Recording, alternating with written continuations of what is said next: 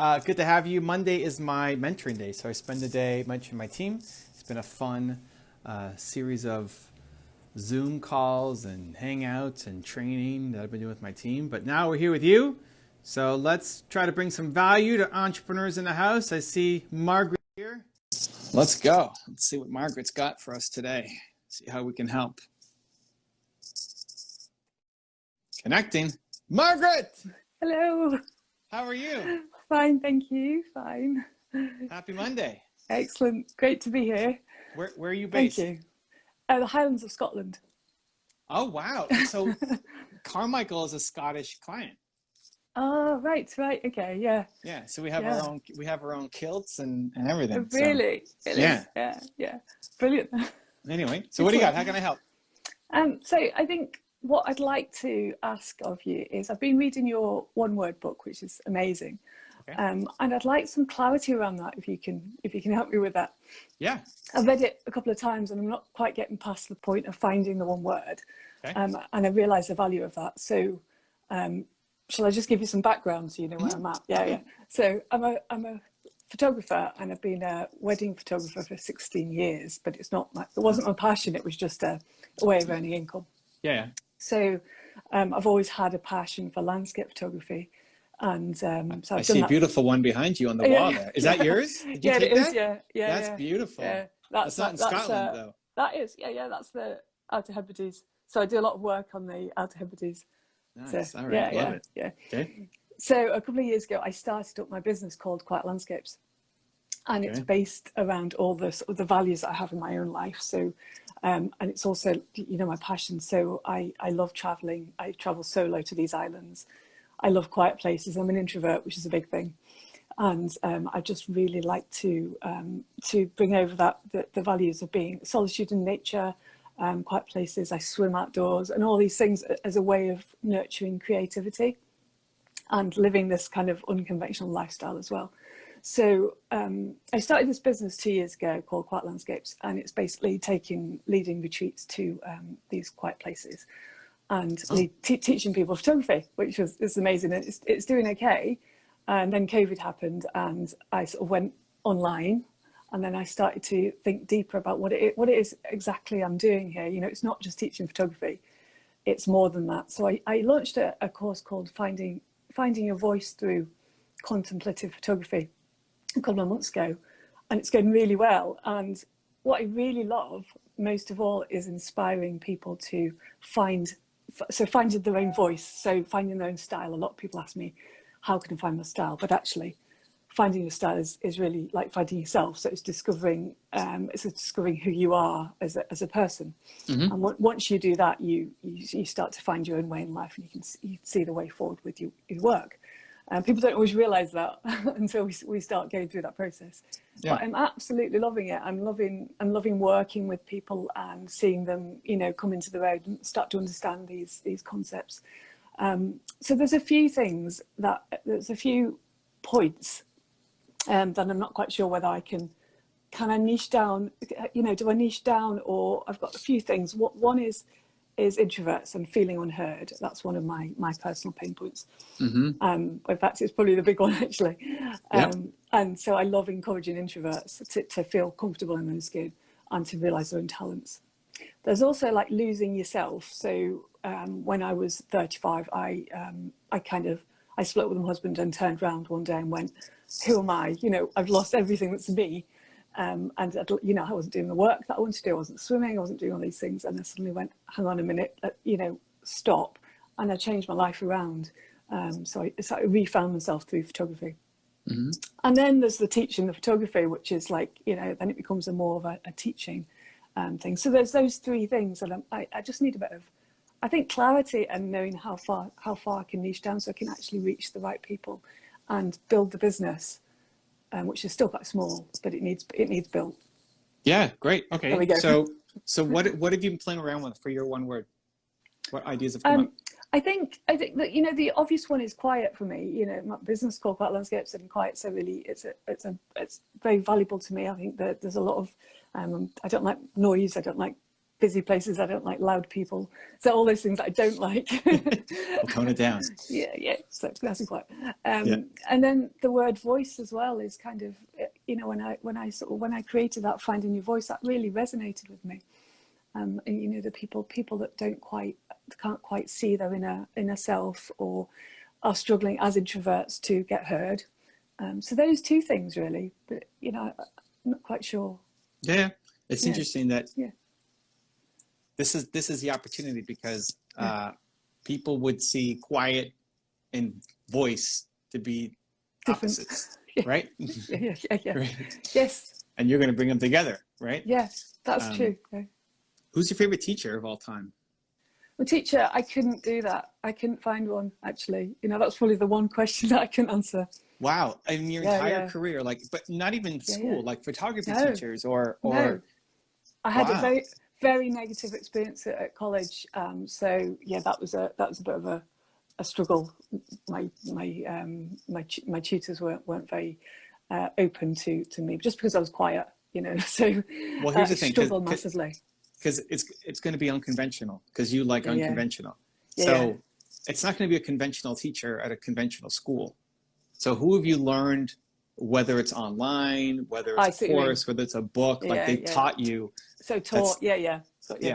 I think Susan Cain, quite revolution. So, you know, the don't know if you know that book, The Power of Introverts in a World That Can't Stop Speaking, I think it's called.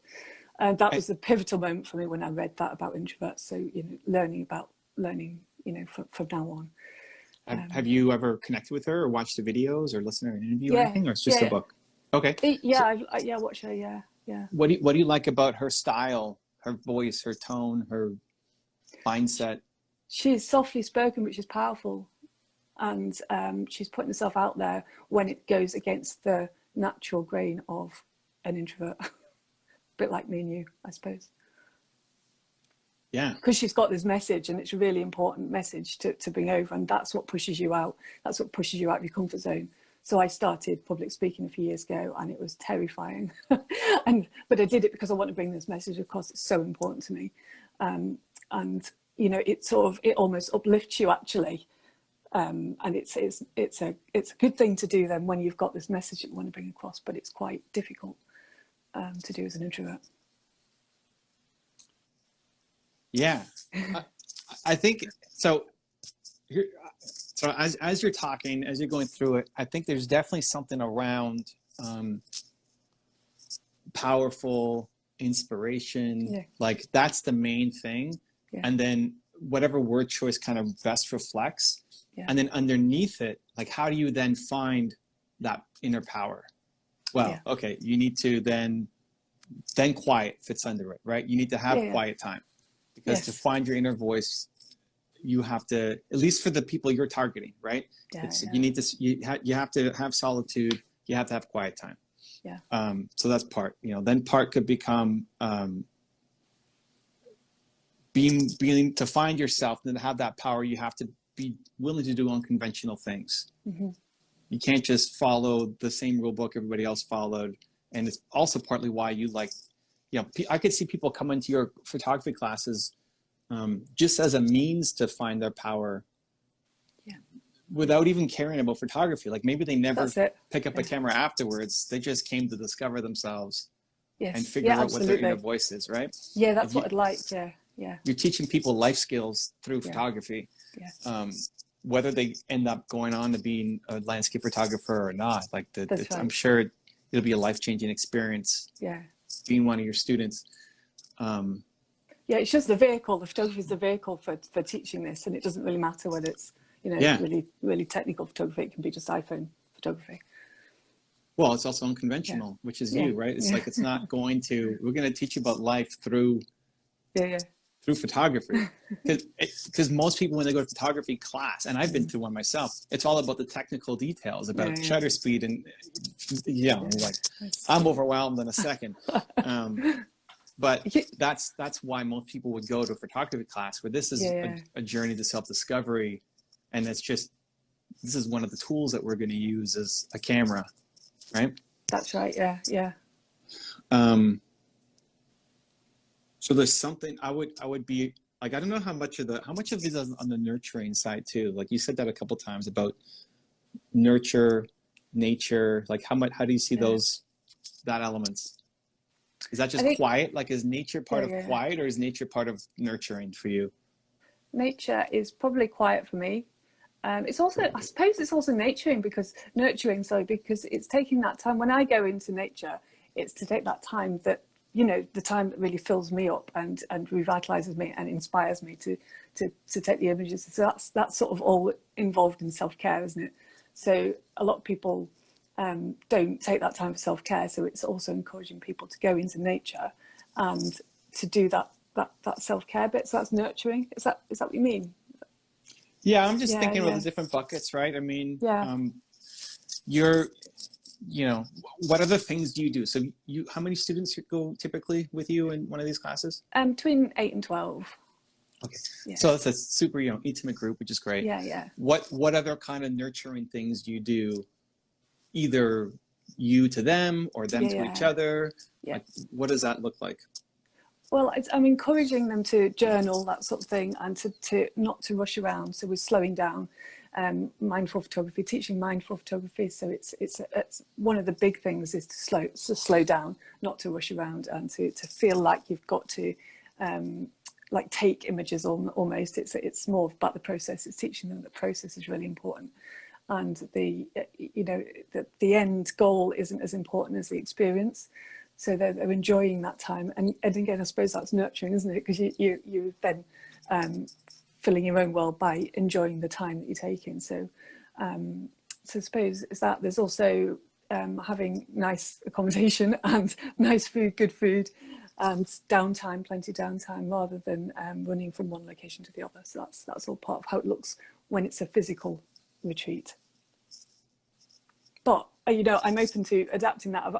I've thought about adding in other things, and I'm not quite sure whether it jars with it or not. Like the wild swimming for me is really important. Whether you'll get people who want to wild swim in the Antipodes, I'm not sure. But it's all part of it. For me, it is, and also maybe spa kind of treatments and wellness and that sort of thing. So it sort of verges on that, but I'm not quite sure whether the two a match. Yeah, okay. So I think at the top, you're looking at something around inspiration, powerful. I tend to lean towards the positive. So like unheard, what's the opposite Yeah. Right, of heard. unheard? Yeah, yeah. Heard. Yeah, I mean, I Heard. guess. Heard. Duh. That's an easy one. Um, Listen to is the thing, isn't it? Being listened to. yeah.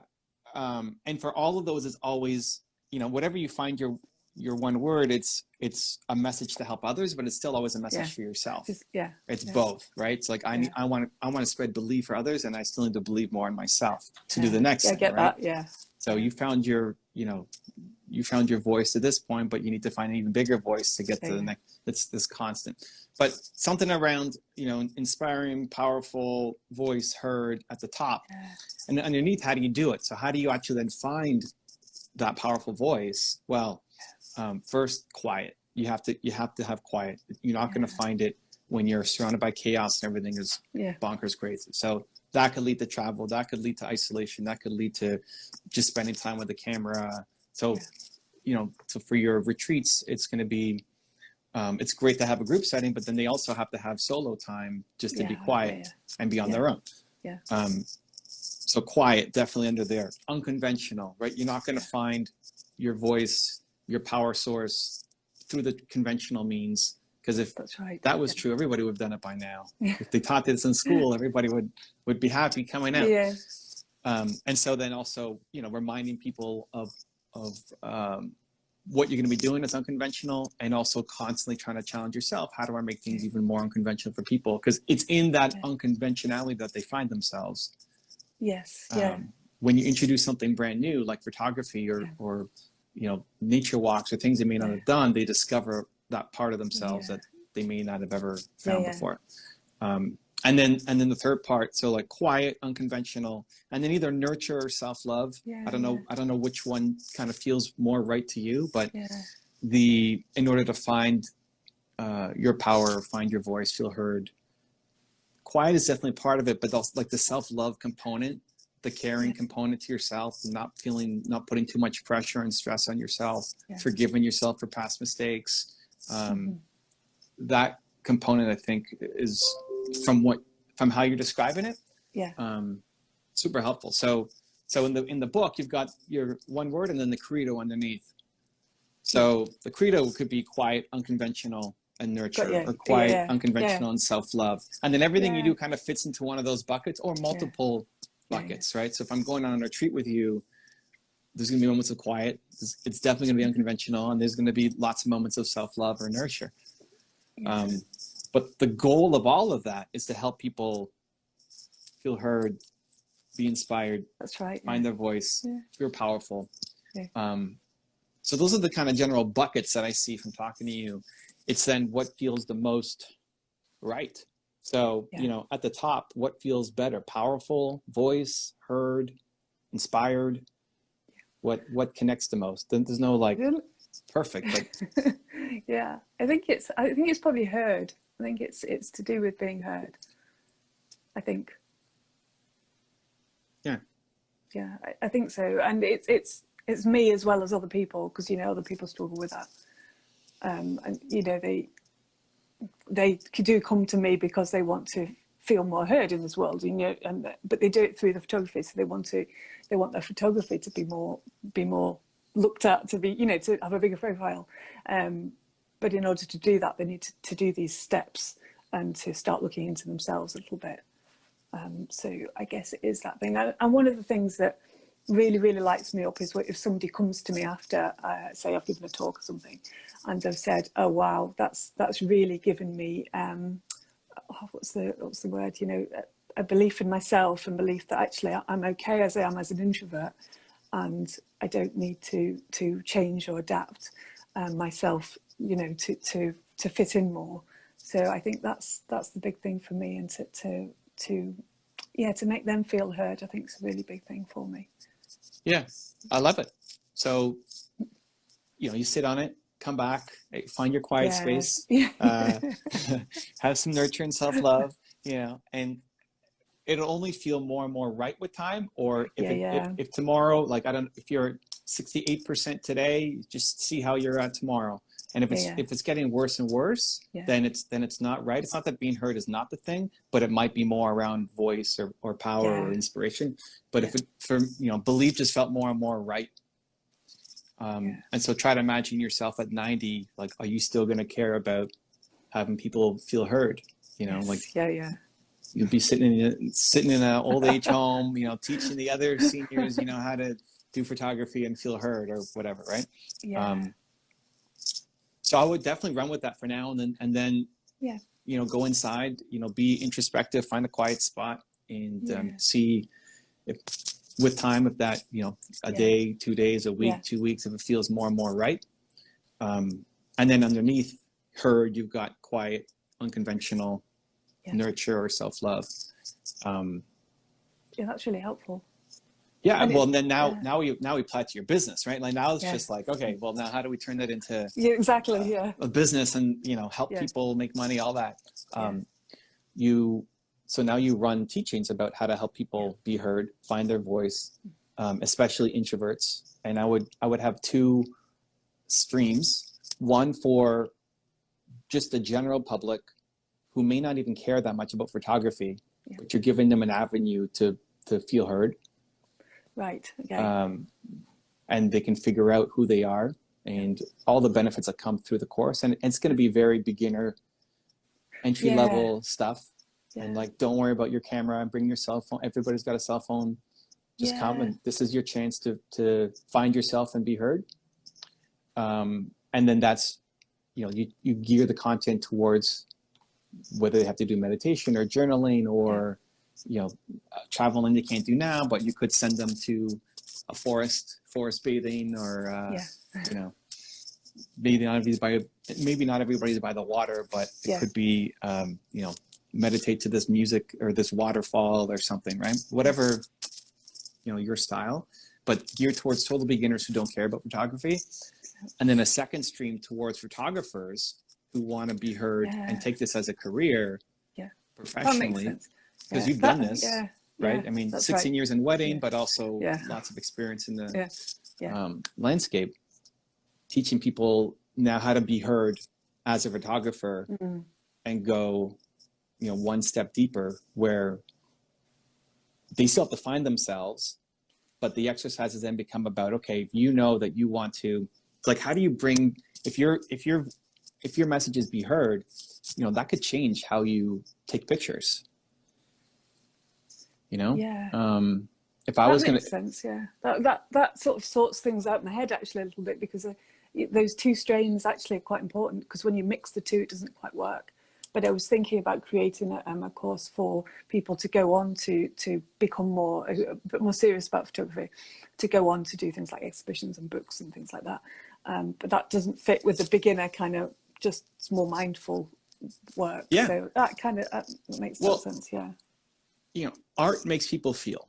Yeah. Yeah. Great art makes people feel. And photography is art. You know, you don't have to just be painting to Yeah. be an Yeah. artist. You're an artist. Yeah. When you know, you took that picture of the waves there, it's beautiful behind you. Yeah. You know, when you see it, you should feel something. And so now what you're doing is, if a photographer wants to get more exhibitions, wants to get more heard, wants to be heard more, right? Yeah. Be seen more, their art, their pictures need to evoke emotion That's right. Yeah. from their potential customers, not just a self, you know, it means something to me, but it's got to mean something to other people too. So if you know what you value going in, like if you did this exercise with me and I said, oh, believe, and now I'm already a photographer, I'm going to go now take different pictures because I'm now understanding I want people to feel believe Yeah. through my photos. Yeah. So I don't know what that looks like. You know, if I'm standing on the, you know, beaches of Scotland, you know, maybe I'm trying to find, you know, the bird in the sky, or I'm trying to find like the waves at the right time that when I look at it, it makes me feel believe, as opposed to just like, did I get the shutter speed right? And is it out of focus? Totally. And like all the technical things that then you lose the art. That's right. Yeah. But the art, a lot of people can't express it because they're just saying, oh, well, that makes me feel good, or it looks cool. Yeah. Look at but how does it make you feel? Yeah. And people can't pinpoint it. And so it becomes difficult to express and create. So if you did that exercise, even with the advanced photographers, and they come up and they say, you know, whatever, any of these things, self-love, nurture, inspire, right.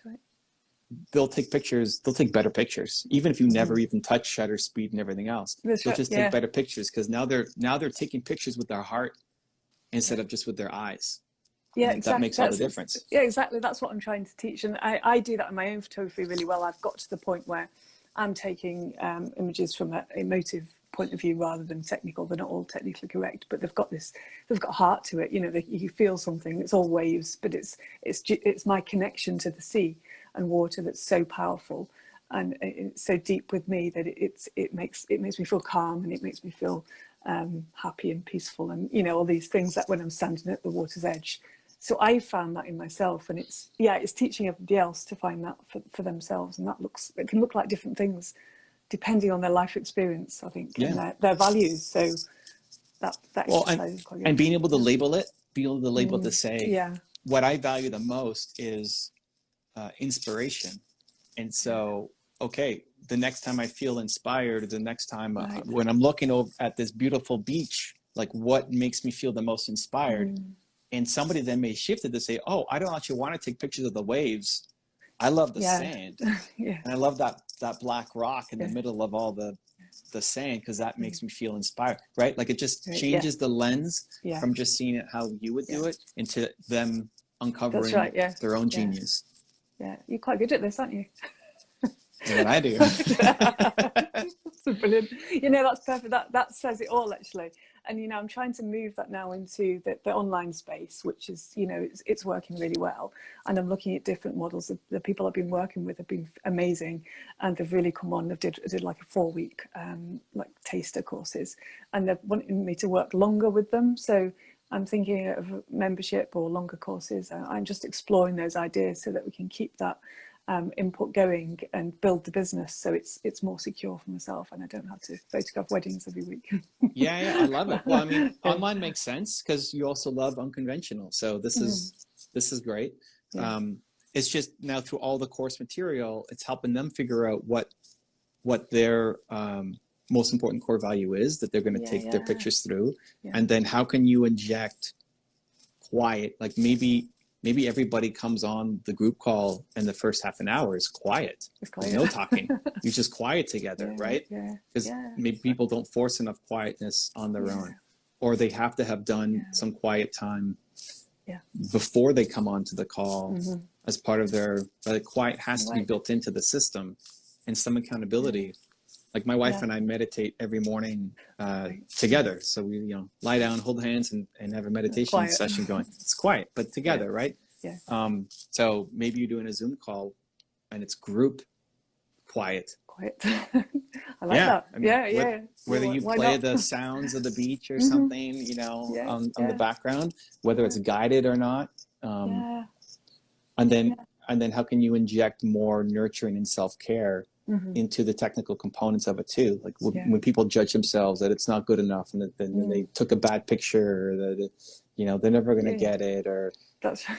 How can you make them, I think from you to them, from each other, like find a way to support each other in the group, like post to our private Facebook group your latest picture, and give love and help each other out. Because you're always, people are afraid to show their pictures being judged. It's not good enough. Fear of judgment, For sure. So if you create this little family that's intimate, this group, that then it's no judgment zone, and it's only love and support. Like if you're not a nurturer, if you don't believe in nurturing, like don't come and be a part of my group. Yeah, I like that. Yeah, right? Absolutely. It's that, And so when somebody no ego, isn't it? Yeah, but it's also leave the ego behind. Beyond that, it's like I'm here to try to serve, right? Like I'm people in your group should be wanting to help the others. So if you take a picture of the waves, I'm sure some technical photographer would say, "Well, look how blurry it is, and look at you, like exactly, right?" And people are usually really hard on themselves and might be afraid to even post it. But in your group, if people come and say, "Oh, I love how you," whatever, right? To show that nurturing side. That's right. Is what I think will keep people coming back, because you're creating connection for them, especially for introverts. It's not that we don't like other people. We just value really meaningful connections with people. That's right. Yeah, totally. A meaningful conversation is absolutely fine. Yeah, but chit chat is a bit boring, isn't it? Yeah. It just doesn't do anything for me. Yeah. It's that time when you're connecting with people that really get it. It's but really that's something that a lot of introverts don't understand, and I didn't understand either for a while. That you actually want to still be a part of a community. Yeah, totally. You still want to talk about meaningful things. Yeah. It's not that introvert means you just always need to be by yourself and hate people. Exactly. Right? Yeah. So you're creating an outlet for them to do it. And if you just keep filtering all your decisions through that, through, helping people feel heard. Does my next book, does my next course, does my next program, does my next consulting, did I help make everybody feel heard in this group? Yeah. And I do that by giving them a quiet space, by introducing unconventional things, and by giving them nurturing self-love. I think it gives a lot more in that framework. There's so many things you could still do, but it gives a pattern, gives a framework, and you talk about those things in your marketing so that people see that and say, holy cow, I don't even care about photography, but I want to sign up for that because that sounds really cool. That's brilliant. Love that.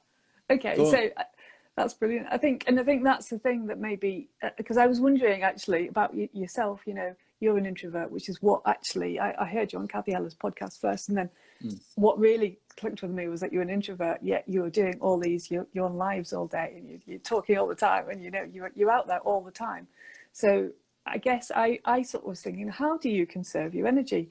But it's because you're having it's because you're doing the things that makes you feel alive, isn't it? And you're having these conversations. Is that right? Yeah. Like you today, in this 29 minutes together, you gave me energy. You didn't suck it from me. Yeah. Right. Okay. Yeah. Right. And so if I had to your point of chit chat and small talk and go to a networking event or something, like 15 minutes in, I'm depleted, That's it, I'm gone. gone, like I'm looking for the exit. How do I get out of here?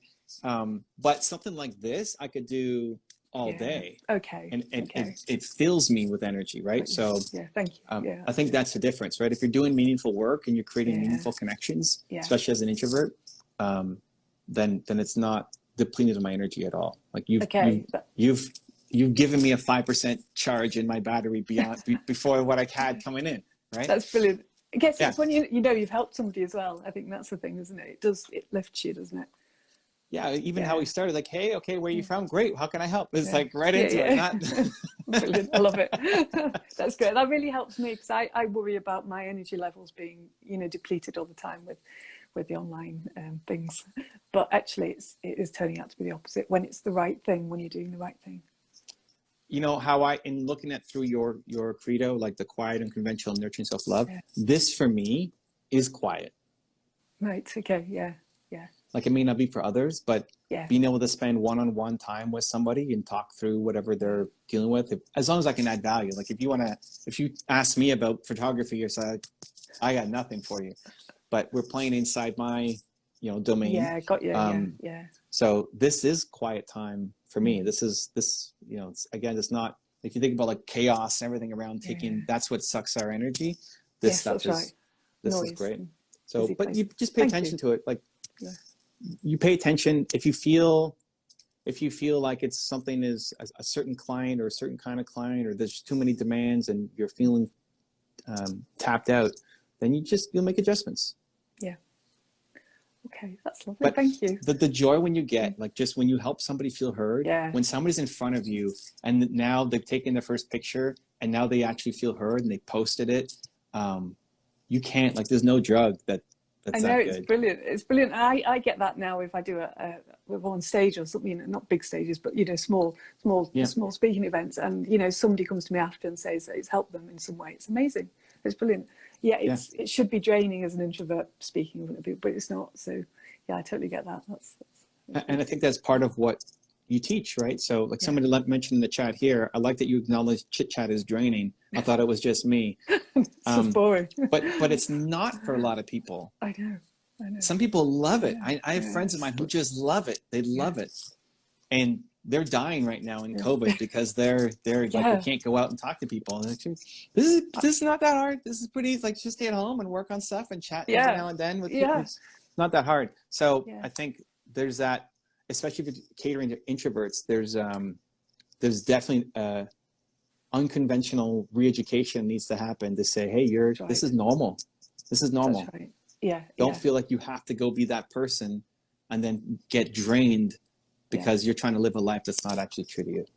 And the problem is, I suppose, that introverts naturally just are quiet. So there's not that much said about it online. Not that you don't naturally take the stage or speak out so much. So it's really good to have a few people that do. Quiet but powerful. Exactly. Brilliant. Thank you so much. Cool. That's brilliant. Thank you. I love it. Thank you for your energy, and super excited to see where you take all this. Thank you. Okay. All right. See you later. Much love. Bye. Cheers. Bye. Bye.